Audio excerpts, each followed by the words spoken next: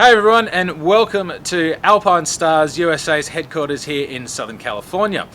Now, if you've seen some of our previous videos from 2017, you may have seen that I've been wearing a brand new white Alpinestars suit. Now, that suit is actually Alpinestars Tech Air race suit, so it comes with the ability to wear the Alpinestars airbag suit. Now, I was getting a bit curious about this, so I thought I would come down to the headquarters here and see if I could set one of these things off, hopefully so you guys never have to. We've got Heath Coffin from Alpinestars inside waiting for us. Let's go check it out.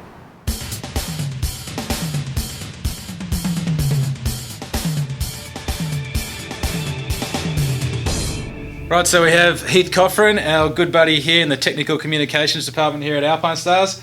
Mate, thank you very much for having us, and thank you for putting me in that suit. Tell us a bit about it. Awesome. Well, we're stoked to have you in it. And I think one of the things you could even talk about first off, even yourself, is just how it doesn't feel anything different than a normal suit. Because basically the airbag system is built into the back protector. Yep. As you can see up here, just a little bit of the image. But also that it's basically a vest that gets zipped into the suit. Yep. So it's a simple Tech Air suit with the vest that gets zipped into it. Yeah. So there's really no difference in feeling once you have everything on. Yeah. You just have a lot more protection than the basic back protector. So how many charges do you get out of a suit?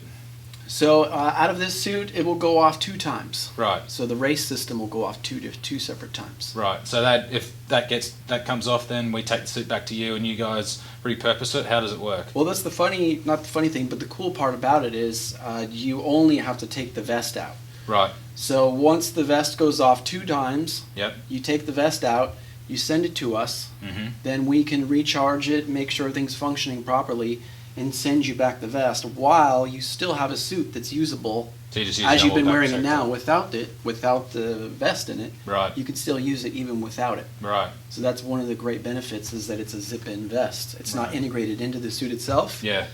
And plus, say we're launching a street jacket, that this can be zipped into also. Right. Okay. So you could zip it into your street jacket.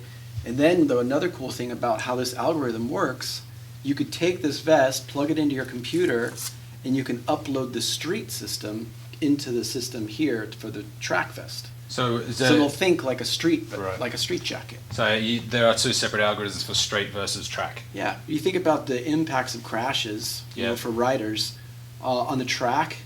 Typically, it's a loss of control. You're losing, control of the bike, you crash. Yeah. Where on the street, it's impact driven. So it thinks differently, it operates differently. Think about being stopped at a stoplight.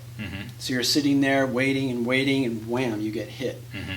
The street system is able to recognize that kind of impact, and within 25 milliseconds, it goes off. It goes off. Wow. Like four times faster than you can blink. Far out. Yeah. How long has this system been in development for? So we started Tech Air in 2001. That's when this whole progress started, the whole idea. Then behind the scenes, building it, making sure it worked. I have some videos too that I could show you that shows you in the beginning kind of what the system was all about and how it worked. And then in 2004, we started data logging in MotoGP.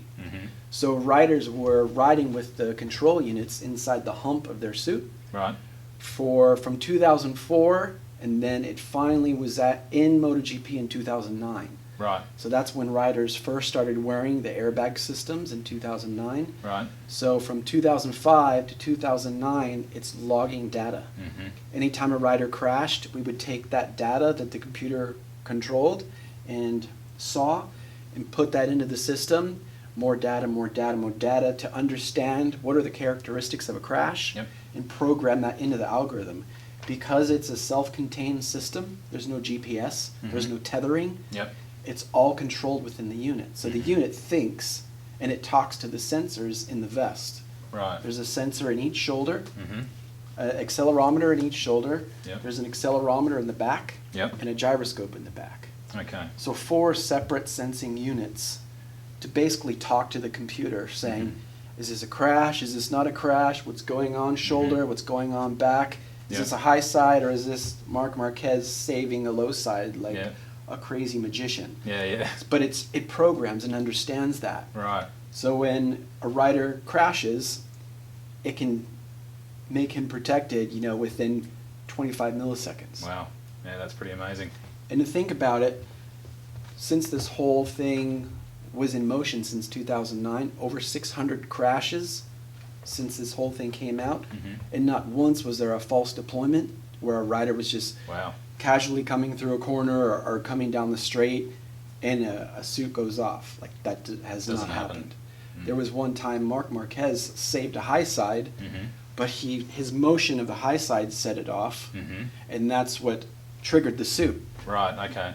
But he ended up saving it in the end. It still saved him, though. Yeah, and it still prevented him from getting injury. It's amazing, isn't it? So it's all programmed into that system to where it knows when a real crash is happening. And then you've seen Marc Marquez and a lot of the other riders in the middle of a race crash. He's sprinting to his bike and picking it back up and going again. Right. And he's still got another activation in his suit still left. Is there a certain force that it requires? Like a certain G-force level or something? There's not like a number. It's just an action of movement that the system understands from 600 crashes. What an actual crash is. It's a movement of force that the computer understands that's a crash, whether it's a high-speed low side or a high side. Those are the two main race crashes that it understands. So when you were saying before Marc Marquez will have an extra deployment in his suit, does the suit then deflate and so it goes back to the normal shape? Yeah. So as soon as it goes off, the suit is fully inflated to protect the rider for 5 seconds. So it stays inflated to its full protection for 5 seconds. And then after that, it slowly starts going down on its own. Okay. So within a minute and a half or 2 minutes, depending on if you're wearing a loose-fitting garment, like if it's for street purposes, obviously there's a lot less pressure. But in a race suit condition, probably a minute and a half till it's back to full flatness again. But even when it's fully inflated, as you'll see when we have you go off in yours, it's still very flexible. Okay. Because even in the testing process, what we did is had riders on the track wearing the vest. We had it connected to a wireless remote. And we would randomly set it off while a rider was riding. Did he know when it was going to be set off? No, he didn't know. But that's the way you know if it's, none of the riders crashed in that testing. So it was to see if it would distract the rider enough to make him crash.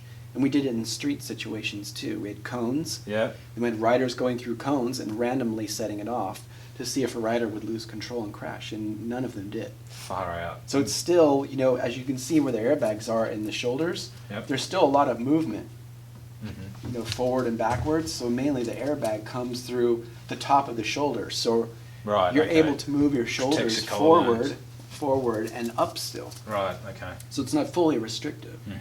And then within the race suit, a lot more of the protection is in the shoulders. Okay. Because dominantly with race crashes, it's collarbones, it's shoulders that get the most impact injuries.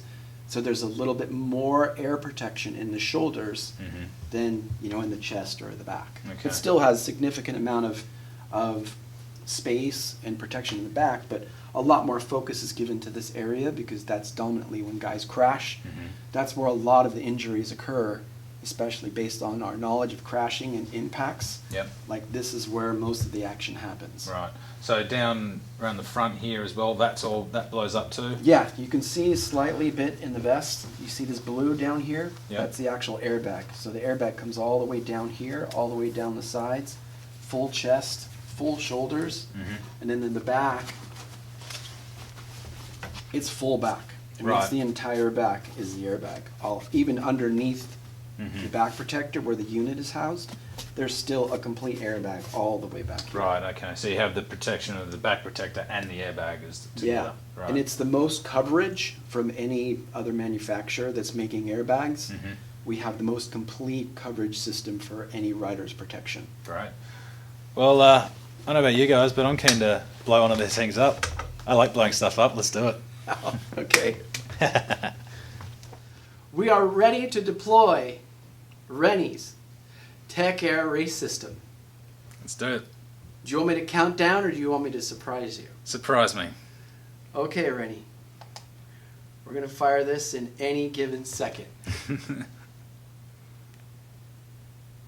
Oh, blimey. Okay. Whew. Now have a spin so you can kind of see how much of it is activated. Man. You just worked out, and I see all the Yeah, I'm movement buff in as the now. shoulders, all throughout the back. The entire back is all airbag. All through the shoulders. You see where the air capacity is in his shoulders? So this is where a lot of the impacts are, and look how much protection is Wow. here. And it's already starting to That go was down. pretty amazing, I gotta say. Yeah, you Even after 5 seconds. Yeah, you can feel it go down the back now. But still, like, show people how mobile you still are. Yeah, I could get down. Probably would take a little bit more time, but But yeah, it's I could do it. You still have Yeah, still quite a lot solid of protection there. Man, that's just all all throughout through here. there. All through Far here, out. all through here, up in the shoulders, all through your, even right here you can see on the sides. Right.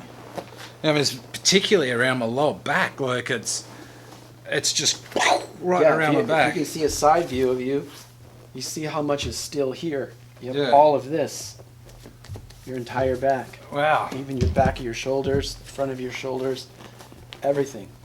So that's 5 full seconds that it's completely deployed Yep. for 5 seconds, and then it takes about 1.5 minutes to 2 minutes, depending on how tight your suit is or the function of it, Yep.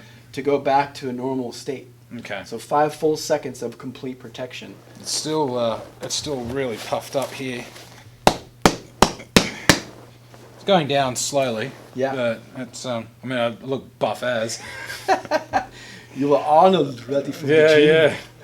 Absolutely instantaneous. I mean, it's a fairly obvious, I suppose, quote for something like this, but immediate. And I'm really amazed at how much give the suit actually had initially, because I wouldn't think that this would. When I put the suit on, it's quite a tight fitting suit, but I didn't think that it would have that much give in it to go that much front and back and shoulders and everything. But you It see, feels like I'm kind of wrapped in a jumping castle. It's kind of weird. Like I mean, obviously there's nothing down here, but everything up here and the top there. If you've ever worn a chest pad, for instance, it feels completely different to a chest pad. It's like being wrapped in a pillow almost, a very tight fitting pillow. But and you can see by the suit, you see all this stretch material, this stretch fabric here. Yep. This is all here for that reason. So it does have the ability to expand, but this is still abrasion resistant. So if you did crash it within these areas, Yep. you still have that protection. But that's why this material is here and not leather. Because Yeah. typically when you crash, if someone crashes, this is not an area where you're going to be scraping. Mm-hmm. Primarily, it's going to be right here where all this extra protection is. It's going to be right here where you have all this extra bit of double protection. But Yeah. up here, where you want flexibility, you have it all in the chest, you have it all in the arms, and even if you turn around, let me show you the sides, you have all of this bit of accordion stretch paneling, even underneath your arms, underneath your armpits, and even all through your sides. All of this accordion stretch paneling helps with that ability which you were talking about, being able to really freely move. yeah, But by having all these stretch panels, that's what allows the suit to do that. yeah, And even in the arms right here, this accordion stretch paneling in your shoulders, like that expanded too when Yeah. the suit went off. yeah. I'm looking forward to seeing that in slow motion, actually. The funniest thing is always to see the reaction. Yeah, yeah, So when people go, oh, yeah. especially in slow motion, thing, Yeah. Well, hopefully I'm never going to have to test this in real life, but if you do, you have that, Got it. a lot of bit of extra support and protection. yeah. Well, mate, Rennie, thank you. Thank you, guys. Thank you, Cycle News, and thank you all the Cycle News fans. Thank you for watching. It's yeah, it's pretty cool. I've got to say, I'm really stoked with this. It feels pretty amazing. But hopefully, I'll never have to test this thing in real life, and hopefully, you guys won't either. But hey, good to have that stuff there. So, thanks a lot, guys. See you later. Thank you.